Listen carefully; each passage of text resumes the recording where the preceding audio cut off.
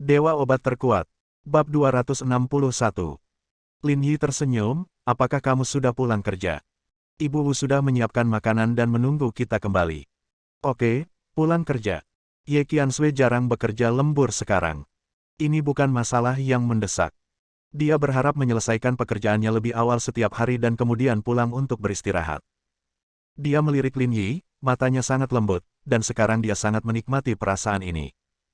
Meski tak satu pun dari mereka mengatakan apapun, sepertinya dia sudah menjelaskannya dengan cukup jelas.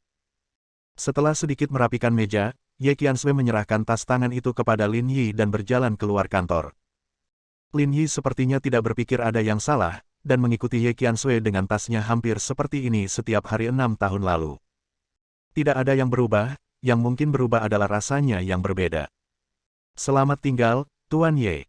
Selamat tinggal, Saudara Yi. Tuan Ye, sampai jumpa besok, Saudara Yi, sampai jumpa besok. Sepanjang perjalanan, para karyawan saling menyapa kedua orang tersebut. Ketika Lin Yi kembali ke keluarga Ye, dia banyak ditanyai. Beberapa orang bahkan secara terbuka berteriak bahwa mereka tidak ingin Lin Yi, seorang pengkhianat, muncul di keluarga Ye. Namun dalam waktu singkat, semua orang berubah pikiran, bukan hanya karena Ye Qiansui mengklarifikasi di depan umum bahwa apa yang terjadi tahun itu bukanlah kesalahan Lin Yi, tetapi juga karena pesona pribadi Lin Yi tidak dapat dihentikan. Belum lagi, banyak orang telah mendengar tentang pesta perayaan Ye yang akan datang, dan banyak orang telah menerima hadiah menarik. Dan semua ini dicapai oleh Lin Yi dan yang lainnya. Niat buruk apa lagi yang mungkin dimiliki karyawan? Mereka hanya ingin menghasilkan uang dan bisa menghidupi keluarganya. Jika mereka juga bisa menyadari harga diri mereka, maka mereka tidak punya apa-apa lagi untuk diminta. Apakah rumah Xiao Zhao asli? Bagaimana aku bisa berlibur? Aku menemaninya melihat rumah. Aku iri sekali. Dan Direktur Wang, hadiah perusahaannya adalah mobil mewah. Dia tidak mau membelinya sendiri. Kapan giliranku? Anda telah bekerja keras dan mencapai hasil. Jika Tuan Ye tidak memberikannya, Saudara Lin akan memberikannya kepada Anda. Tidakkah Anda mendengarkan apa yang dikatakan Saudara Lin? Tuan Ye tidak akan memperlakukan siapapun yang bekerja keras. Ye Qiansui merasa santai karena keluarga Ye saat ini berbeda dari masa lalu. Di masa lalu, dia harus mengurus semuanya, dan dia harus melakukan banyak hal sendirian, tetapi sekarang, lebih banyak orang telah melangkah maju, dan mereka perlu memperjuangkan peluang ketika mereka memiliki kesempatan untuk menunjukkan diri dan membantu Ye Qiansui. Berbagi beban. Dan semua ini karena Lin Yi kembali. Tentu saja, Ye Qiansui tidak akan mengucapkan terima kasih, karena dia merasa itu terlalu asing.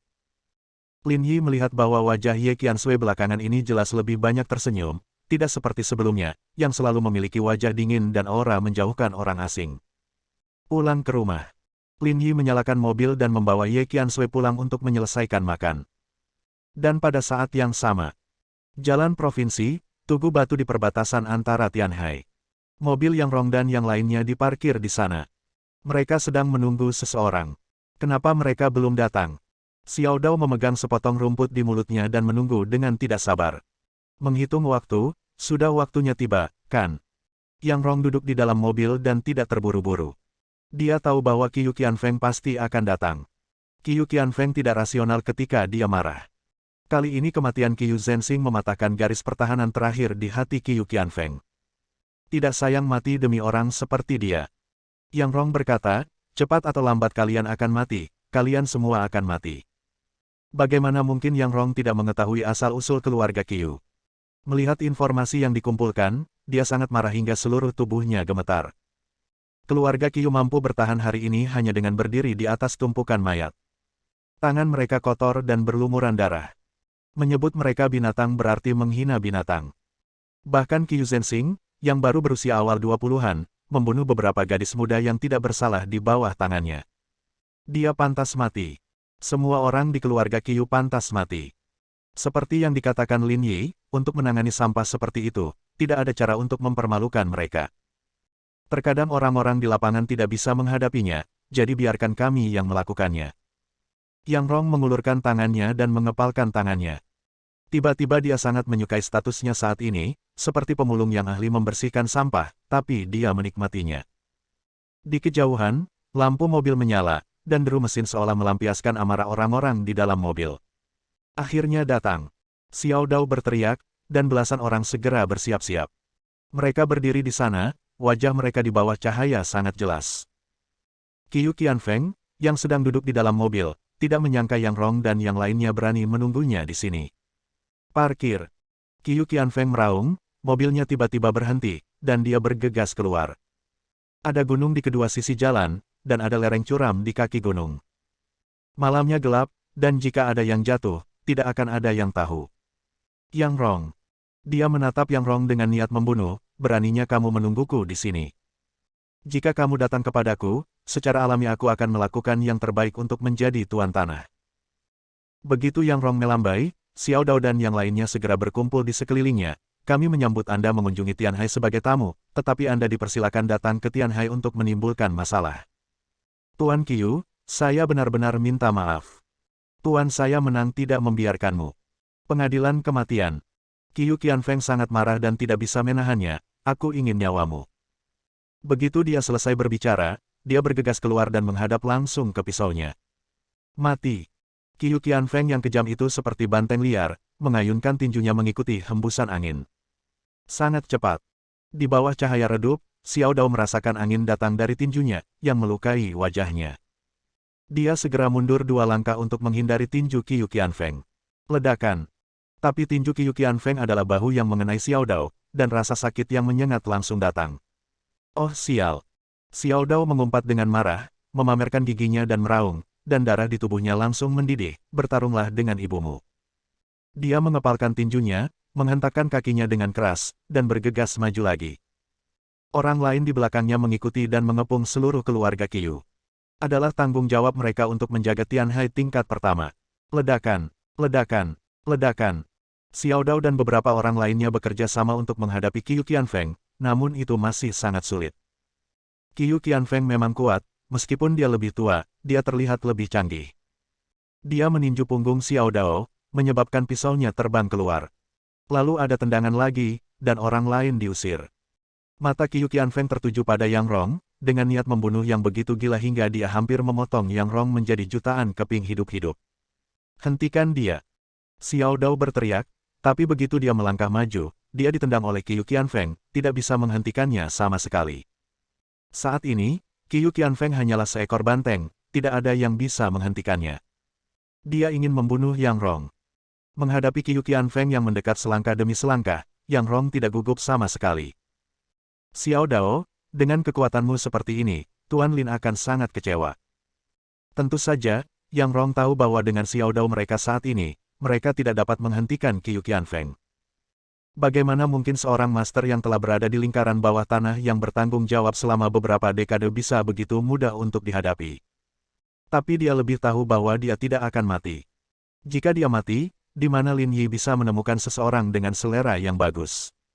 Ledakan. Xiao Dao itu ditendang lagi, dan dia mengumpat dengan marah dan mencoba berdiri, tetapi tidak bisa. Qiu Qianfeng menatap Yang Rong, dengan tatapan tajam di matanya. Hei, itu berbahaya. Yang Rong menoleh dan berkata, Tuan Lin, jika Anda tidak mengambil tindakan, saya akan benar-benar mati. Bab 262.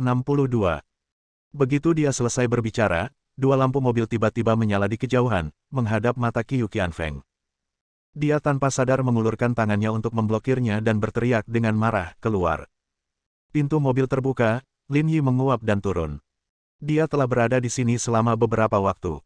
Di malam hari, setelah mengantar Ye Qiansui pulang untuk makan malam, mandi dan berganti pakaian, Lin Yi perlahan keluar rumah. Setelah menunggu lama di sini, Qiu Qianfeng dan yang lainnya tiba. Itu kamu.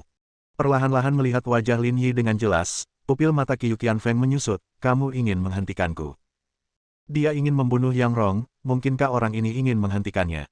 Qiu Qianfeng telah bertemu Lin Yi di gerbang istana kekaisaran. Hanya setelah satu pertemuan, dia tahu bahwa Lin Yi tidaklah sederhana. Pengalaman bertahun-tahun telah memberinya pandangan yang tajam. Seperti yang dikatakan Qiu Wanhe, orang yang memblokir Qiu Wanhe hari itu juga adalah pria di depannya. Kamu salah orang. Lin Yi melirik Qiu Qianfeng dan berkata, jika kamu ingin membunuhku, kamu harus membunuhku. Karena aku sedang mempermainkanmu. Dia tidak menghindar dari apapun. Dia memandang Qiu Qianfeng dan tiba-tiba tertawa, apakah kamu familiar? Apa katamu? Qiu Qianfeng mengertakkan gigi dan berkata, "Izinkan saya bertanya, apakah Anda kenal?" Lin Yi menyipitkan matanya sedikit, "Bukankah ini yang kamu lakukan saat menggoda orang lain, merampok orang lain, dan mengambil nyawa mereka?" Mendengar ini, ekspresi Qiu Qianfeng berubah. Memang benar, dia telah mempermainkan orang lain seperti ini lebih dari sekali, hanya untuk mengambil apa yang dia inginkan dari orang lain. Apa yang dia inginkan bukanlah sesuatu yang tidak bisa dia dapatkan.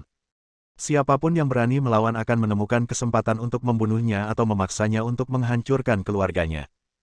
Perampokan adalah metode yang paling sering dia gunakan selama kebangkitan gilanya selama bertahun-tahun.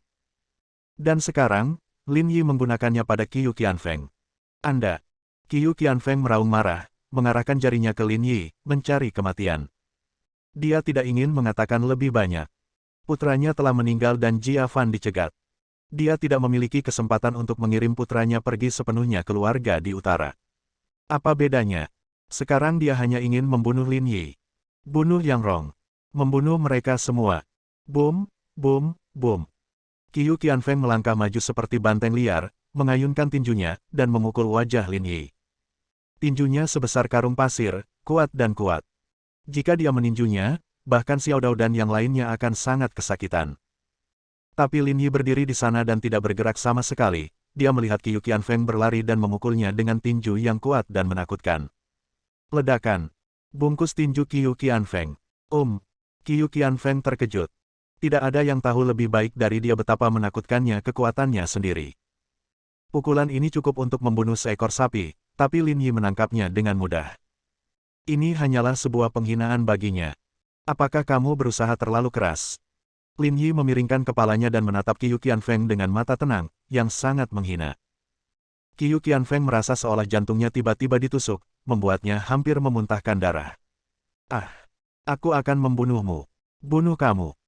Dia berteriak dan ingin mengeluarkan tinjunya dan terus menyerang, tetapi ternyata tinjunya terbungkus oleh tangan Lin Yi, seolah-olah dijepit oleh tang baja, tidak bisa bergerak sama sekali.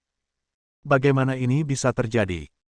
Dari segi ukuran, dia lebih tinggi dari Lin Yi, dan dari segi kekuatan, dia tidak pernah takut pada siapapun dalam hidupnya, tetapi Lin Yi di depannya sepertinya dapat dengan mudah menekan dirinya sendiri dalam hal kekuatan. Qiu Qianfeng benar-benar menjadi gila, dia tidak bisa melarikan diri, jadi dia segera melambaikan tinjunya yang lain dan memukul kepala Lin Yi lagi. Dia tidak percaya, Lin Yi tidak berani melepaskannya. Ledakan. Pukulan lain, tapi Lin Yi masih menutupinya, membuatnya sulit untuk bergerak maju. Tinju kekerasan yang tak terkalahkan di masa lalu seperti kapas di depan Lin Yi, ringan dan tanpa kekuatan apapun. Sebaliknya, Qiu Qianfeng merasakan tinjunya mengenai pelat baja, menyebabkan rasa sakit yang parah. "Kamu belum mengerahkan cukup tenaga," Lin Yi berkata lagi. Dia melihat wajah Qiu Qianfeng yang memerah. Jelas sekali bahwa dia telah menghabiskan seluruh kekuatannya. "Kamu belum makan, bukan?" Qiu Qianfeng berdiri di sana, mencoba melepaskan tangannya, tapi dia tidak bisa bergerak sama sekali. Di dahinya, pembuluh darah muncul satu demi satu, dan bahkan ada sedikit keringat, tapi tetap saja, dia tidak bisa pergi. "Ah!" Qiu Qianfeng meraung, jantungnya berdebar kencang, menggunakan seluruh kekuatannya.